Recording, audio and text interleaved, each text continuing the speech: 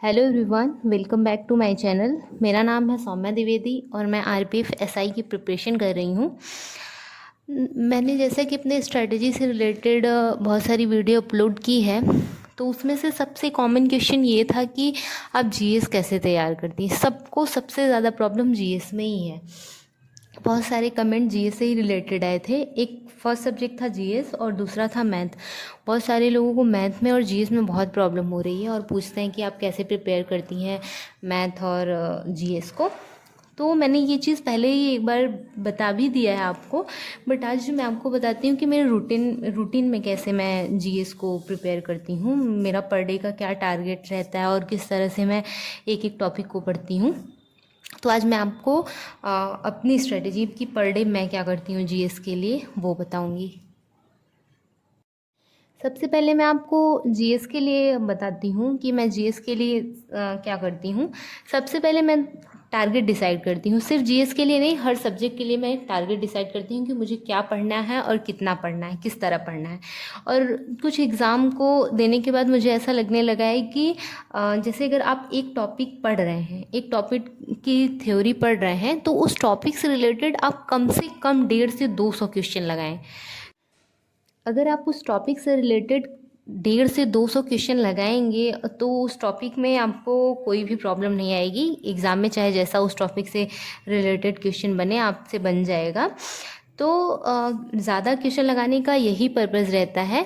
अगर आपने एक बार मोटा मोटा थ्योरी भी पढ़ लिया है और आप सिर्फ क्वेश्चन की प्रैक्टिस कर रहे हैं, उससे भी आपका कॉन्सेप्ट एकदम बन जाएगा और आपको अलग से बहुत ज़्यादा उस पर और वर्क करने की ज़रूरत नहीं, क्योंकि सिर्फ एमसीक्यू सॉल्व करने से, जैसे रटने की या फिर याद करने की जो भी थ्योरी रहता है, सिर्फ एमसीक्यू से ही बहुत सारी चीज़ें याद हो जाती हैं। कि इनफैक्ट बहुत सारी, क्या सारी की सारी चीज़ें याद हो जाएंगी अगर आप एक छोटे से टॉपिक जैसे कि मुख्यमंत्री से रिलेटेड अगर आप 150 से 200 क्वेश्चन लगा लेंगी, क्योंकि वो बहुत छोटा टॉपिक है।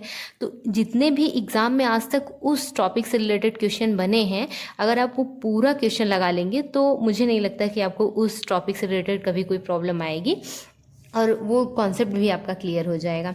तो मेरा यही पर्पज़ रहता है जीएस के लिए कि मैं ज़्यादा से ज़्यादा क्वेश्चन सॉल्व करूं, जितना क्वेश्चन मेरे से हो सके। लाइब्रेरी मेरी 5 से 8 है, तो मैं वहाँ पे कोशिश करती हूँ कि मैं रीजनिंग और मैथ की प्रैक्टिस करूँ ज़्यादा से ज़्यादा, जितना टाइम वहाँ दे सकूँ। क्योंकि थोड़ा सा मेरा मैथ वीक है, तो मैं उस पर बहुत ज़्यादा अपना ध्यान दे रही हूँ, अभी मैथ की प्रैक्टिस ज़्यादा कर रही हूँ। और अगर जीएस मैं वहाँ लाइब्रेरी में नहीं पढ़ती हूँ, जीएस मैं घर ही आने पे पढ़ती हूँ, क्योंकि मेरी थोड़ी आदत है कि मैं जीएस जो भी पढ़ती हूँ तो थोड़ा बोल बोल के पढ़ती हूँ। इस चीज़ के लिए तो मैं घर पे आके जीएस पढ़ती हूँ। अगर जीएस मुझे, अगर मैं बोर हो गई मैथ और रीजनिंग से, तो मैं जीएस की प्रैक्टिस करती हूँ, वहाँ पे एमसीक्यू सॉल्व करती हूँ जितना मुझसे हो सकता है। जैसे अगर मैंने कोई भी टॉपिक लिया है टारगेट में, तो मैं उससे रिलेटेड उसी से रिलेटेड 1 से 2 वीडियो देखूंगी और उसके सारे एमसीक्यू सॉल्व करूंगी। और आप, और एक चीज़ और है, आप सब पूछते हैं कि आप एमसीक्यू कहाँ से सॉल्व करती हैं।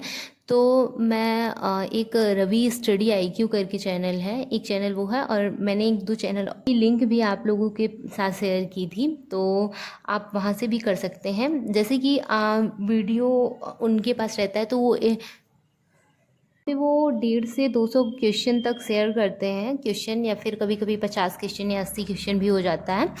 तो सबसे पहले मैं इस तरह का एक कॉलम बना लेती हूँ कि 1 से लेके 20 तक, फिर 1 से लेके 50 तक, ऐसे करके। तो इस तरह का कॉलम बनाने के बाद फिर मैं जैसे वीडियो ऑन कर लेती हूँ। उसके बाद जैसे उनके बताने से पहले ही मुझे जो ऑप्शन सही लगता है वो मैं टिक कर देती हूँ। ऐसे ही करके मैं सारे ऑप्शन टिक कर लेती हूँ। उसके बाद देखती हूँ कि मेरे कितने क्वेश्चन सही हैं और कितने क्वेश्चन गलत। तो वहाँ से भी बहुत सारे क्वेश्चन मिल जाते हैं। और फिर टेक्स्ट बुक से भी हमको क्वेश्चन मिल जाते हैं, वहाँ से भी क्वेश्चन लगा लेते हैं। वहाँ पे चैप्टर वाइज और टॉपिक वाइज भी क्वेश्चन मिल जाते हैं, तो वहाँ से भी क्वेश्चन लगा लेते हैं। तो जीएस इस तरह से पढ़ते हैं हम। और क्योंकि अभी तक की तैयारी में जहाँ तक मुझे समझ में आया है कि रटने पे ज़्यादा फोकस ना करने से अच्छा है कि क्वेश्चन सॉल्व किया जाए। क्वेश्चन सॉल्व करने से एक आइडिया भी हो जाता है कि आपको मतलब एग्ज़ाम में अगर 4 ऑप्शन मिले तो आपको एकदम सटीक पता रहे कि हाँ मुझे इसी ऑप्शन पे टिक करना है।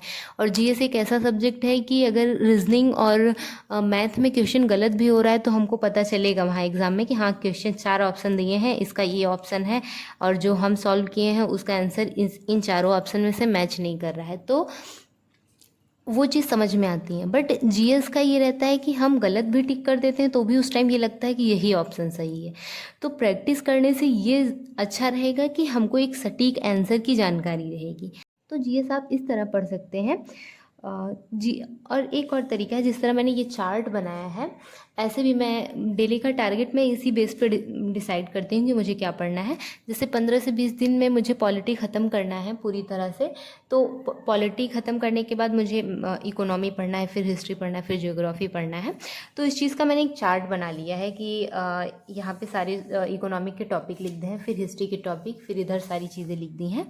उसके बाद जैसे मैंने इकोनॉमी ख़त्म कर दिया है और मैं चैप्टर वाइज मॉक टेस्ट दे रही हूँ, उसमें से मेरा जो भी क्वेश्चन नहीं बन रहा है तो मैं जैसे यहाँ जब मैं मॉक टेस्ट देती हूँ, जैसे मुझसे प्रमुख समितियाँ जनजातियाँ जो हैं उन सारे क्वेश्चन नहीं बनते तो मैं यहाँ पे लिख लेती हूँ उसको कि मुझे ये अभी फिर से पढ़ना है, अच्छे से पढ़ना है, अनुच्छेद रिवीजन करना है, जो अनुच्छेद नहीं बन रहा है या फिर जो क्वेश्चन नहीं बन रहा है मैं यहाँ पे लिख लेती हूँ। उसके बाद मैं वो टॉपिक फिर से पढ़ती हूँ, उसके बाद फिर क्वेश्चन बनाती हूँ। अगर क्वेश्चन बनने लगा तो ठीक है, अगर क्वेश्चन नहीं बना तो फिर से मुझे ये चीज़ रिवाइज़ करनी पड़ती है। तो ये मेरा तरीका है, मैं इस तरह से पढ़ती हूँ। अभी तो चल रहा है पॉलिटी, कुछ दिन में पॉलिटी ख़त्म हो जाएगा तो मैं हिस्ट्री स्टार्ट करूँगी, हिस्ट्री का टारगेट। और मैं ये कोशिश करती हूँ कि जैसे अगर मैंने प्राचीन इतिहास पढ़ा है तो मुझसे कहीं से भी कोई प्राचीन इतिहास का क्वेश्चन पूछ ले, मुझसे आना ही चाहिए। जैसे कि मैंने यहाँ पे आप लोग को कुछ टारगेट दिए थे, इसमें से मैंने अभी तक इतने टारगेट दे दिए हैं। जैसे कि एलसीएम दे दिया है, percentage profit loss, discount ratio proportion, और इधर रीजनिंग के हैं सारे टॉपिक, और इधर पॉलिटी के हैं टॉपिक, इधर बुक स्टैटिक जीके के हैं और साइंस के हैं। तो इतने टॉपिक में से आप कुछ भी क्वेश्चन पूछ लीजिए, मुझसे बनने चाहिए, इस हिसाब से पढ़ाई करनी है। अभी तक मैंने आप सबको इतने टारगेट दिए हैं, अभी तक इतना टारगेट कंप्लीट हो चुका है। तो इस बार संडे को ये कोशिश करिए कि इतने टॉपिक में से कोई भी कहीं से कुछ भी क्वेश्चन पूछ ले, मुझसे बनना चाहिए, इस हिसाब से एक टॉपिक तैयार करिए। इसीलिए मैं एक टॉपिक के लिए कम से कम 2 से 3 दिन या 4 दिन का रखती हूँ टारगेट कि 4 दिन में कंप्लीट करना है। मीन्स कि 2 दिन में हम अपना थ्योरी पोर्शन कंप्लीट करेंगे, अगर जिसका पहले से ही कंप्लीट है वो पहले दिन से PYQ लगाना स्टार्ट कर दे, और 2 दिन में PYQ करेंगे। मीन्स वो टॉपिक पूरी तरह से तैयार होना चाहिए, क्योंकि सेल एक छोटा सा टॉपिक है लेकिन उसके लिए भी 3 दिन दिया गया है। तो इसका ये मतलब है कि उस टॉपिक से रिलेटेड, सेल से रिलेटेड हमें सारे क्वेश्चन आने चाहिए। तो आप लोग इस बार संडे को कोई अदर टॉपिक ना लेके यही सारे टॉपिक फिर से रिवाइज करिए। जैसे अगर LCM है तो आपको LCM के सारे क्वेश्चन, एटलीस्ट 50 क्वेश्चन तो आपको LCM के कर ही लेने चाहिए। ऐसे परसेंटेज के, प्रॉफिट लॉस के, डिस्काउंट के, रेशियो प्रोपोर्शन के, इसी तरह से करने चाहिए। और इधर अगर आपके सारे टॉपिक कंप्लीट हैं तो आप ये कर सकते हैं कि सभी टॉपिक के, जैसे सिटीजनशिप के जितने भी क्वेश्चन बन रहे हैं आप उसको कर लीजिए, नहीं तो आप 20-20 कर लीजिए, 50-50 कर लीजिए क्वेश्चन, सिर्फ प्रैक्टिस करिए। उसके बाद देखिए, जैसे अगर आप अवार्ड्स की क्वेश्चन कर रहे हैं और आपको उसमें से 10 क्वेश्चन नहीं बने अवार्ड से, तो आपको अवार्ड्स फिर से पढ़ने पड़ेंगे। फिर से पढ़िए थ्योरी और फिर से प्रॉपर क्वेश्चन लगाइए, जब तक क्वेश्चन अच्छे से ना बनने लगे। अब 1-2 क्वेश्चन अगर गलत हो रहे हैं तो ठीक है, बट अगर 5 से 10 क्वेश्चन गलत हो रहे हैं तो आपको वहाँ पढ़ने की ज़रूरत है। इस तरह से पढ़िए, और इतने टॉपिक आपके अच्छे से तैयार होने चाहिए साइंस में, स्टैटिक जीके में। और अभी मैंने कमेंट पढ़ा था जिसमें से किसी ने कहा था कि आप UP GK के लिए भी टारगेट दीजिए। तो रीजनिंग और मैथ तो ऑलमोस्ट सेम ही है, और जीएस भी वैसे ही है, उसमें अलग से यूपी जीके और हिंदी पढ़ना पड़ेगा। तो मैं कल से ये कोशिश करूँगी कि उसमें टारगेट में डेली एक हिंदी का टॉपिक और एक यूपी जीके का टॉपिक इंक्लूड कर दूँ। जीएस मैं इस तरह पढ़ती हूँ और अभी फ़िलहाल मेरा जीएस में अच्छा स्कोर ही चल रहा है। अभी तो मुझे मैथ पे ज़्यादा फोकस करना है, क्योंकि मैंने नोट्स बनाए हैं। बहुत लोगों को मैथ्स में भी प्रॉब्लम हो रही है और मुझे भी थोड़ी बहुत होती है प्रॉब्लम, बट प्रैक्टिस करने से धीरे धीरे मेरे क्वेश्चन बहुत अच्छे बन रहे हैं।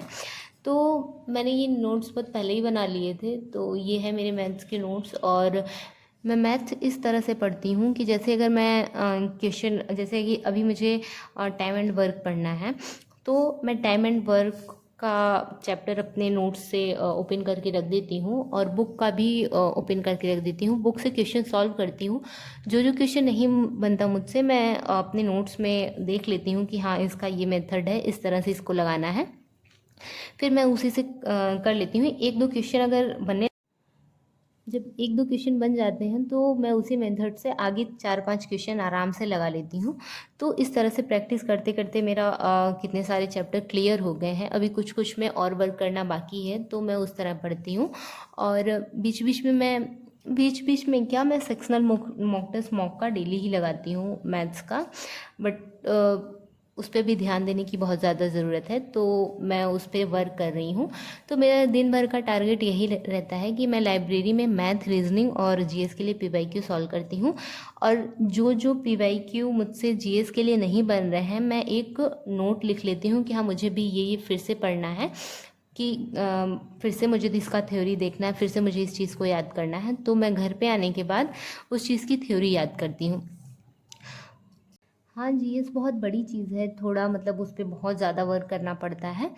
बट डरने से तो कुछ होगा नहीं, वर्क तो करना ही पड़ेगा। कुछ पाने के लिए बहुत ज़्यादा वर्क करना पड़ेगा, हार्ड वर्क करना पड़ेगा। पहले मुझे भी मैथ्स ऐसे ही लगते थे कि मैथ्स में पता नहीं हो पाएगा कि नहीं हो पाएगा, बट फिर जब मैं मैथ सॉल्व करने लगी, धीरे धीरे मेरा इंटरेस्ट आने लगा उसमें, तो फिर आसान लगने लगा। नहीं तो पहले मुझे लगता था कि मैथ बहुत टफ है, बट धीरे धीरे सब आसान लगने लगेगा। जब आप वर्क करने लगेंगे तो सब आसान लगने लगेगा। और मेरा एक सजेशन ये भी है कि आप बहुत वीडियो मत देखिए, कि जैसे यहाँ का वीडियो देख रहे हैं, कौन सी स्ट्रेटेजी फॉलो करें, कौन सी स्ट्रेटेजी नहीं फॉलो करें। अगर आपको ये अच्छा लग रहा है, ये मेरा मेथड अच्छा लग रहा है, तो आप ये फॉलो कर सकते हैं। नहीं तो आप अपने तरीके से भी, जिस तरह आपको सही लगे, आप वो भी मेथड फॉलो कर सकते हैं, आपको उससे भी हेल्प मिलेगी। बट इस चीज़ से मुझे बहुत हेल्प मिली है। जैसे मैं एक एक चीज़ को 3-3 4-4 बार पढ़ लेती हूँ। एग्ज़ाम तक आते आते बहुत सारी चीज़ें तैयार हो जाती हैं, और जैसे एग्ज़ाम आने पर इतना बर्डन नहीं रहता अगर हम शुरू से ही तैयारी कर रहे हैं तो ये बेस्ट तरीका है। आप इस तरह से भी पढ़ सकते हैं।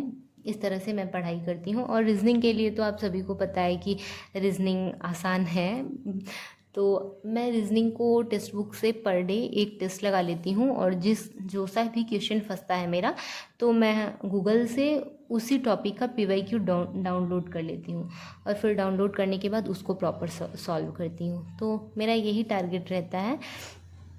अच्छा लगे तो, ये स्ट्रेटजी अच्छी लगे तो आप फॉलो कर सकते हैं। और कोशिश करिए कि जो टारगेट मैं डेली पोस्ट करती हूँ, आप उसको उसी दिन कंप्लीट कर लीजिए। जैसे 3 दिन का टारगेट है, तो आप एक दिन थ्योरी पढ़ के 2 दिन उसका पीवाईक्यू सॉल्व कर लीजिए, तो आपका वो टॉपिक एकदम अच्छे से तैयार हो जाएगा। तो कोशिश करिए कि पर डे का टॉपिक पर डे तैयार कर लिया जाए। और इस बार संडे को जितने भी टॉपिक पीछे हुए हैं, जितने भी हम लोगों ने कवर कर लिए हैं, उन सारे टॉपिक को फिर से रिवाइज़ करेंगे। या तो अगर आप लोग को अच्छा लगे, या फिर आप लोग अगर बताइए कि उस टॉपिक से रिलेटेड मैं सारी पीवाईक्यू पोस्ट कर दूं, या फिर टेलीग्राम पे मैं प्रोवाइड कर दूं, तो आप बता सकते हैं कमेंट में। मैं ये भी कर सकती हूँ आप लोगों के लिए, तो आपका एक रिवीजन हो जाएगा। और आप सभी इस बार संडे को अच्छे से रिवीजन करिए, और जितने टॉपिक हैं उन सारे टॉपिक को तैयार करिए। फिर हम लोग आगे एक नए टॉपिक की तरफ बढ़ेंगे। हिस्ट्री शुरू करेंगे, एंशिएंट हिस्ट्री से स्टार्ट करेंगे, तो उसके भी टॉपिक कवर कर लेंगे। और रिवीजन का ये मतलब रहता है कि अगर पिछला रिवाइज नहीं किया जाए तो आगे पढ़ते पढ़ते पीछे वाला सब भूल जाएंगे। तो रिवाइज करने का, संडे को रिवाइज करेंगे और एक फुल मॉक देंगे। इस बार एग्ज़ाम क्रैक करते हैं और मिलके पढ़ाई करते हैं। थैंक यू सो मच मेरी वीडियो को देखने के लिए, लाइक करने के लिए, शेयर करने के लिए और मुझे सपोर्ट करने के लिए। Thank you.